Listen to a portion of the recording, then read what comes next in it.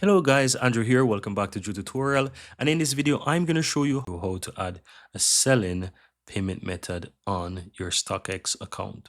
Go ahead and hover over your profile in the upper right, as you can see there, and click on the wallet. Now, under this section, if you scroll on a bit, you have the buying payment method, which simply means that if you're going to buy a product, you want to add your details here. So if I click on that, it's going to ask if I want to add credit or debit card. You can simply fill that in and add the payment method. The second option here says payout method. This requires you to basically add a payment method. So it says adding a payout method will be available after you add a payment method, right? So you can simply go ahead and add a payment method, which you'll see what you see at the top there. Right now, below that, you see selling payment method. You can simply click on that. Again, fill in the billing details that you need. Go ahead and click on next, and you'll be able to add that card details, right?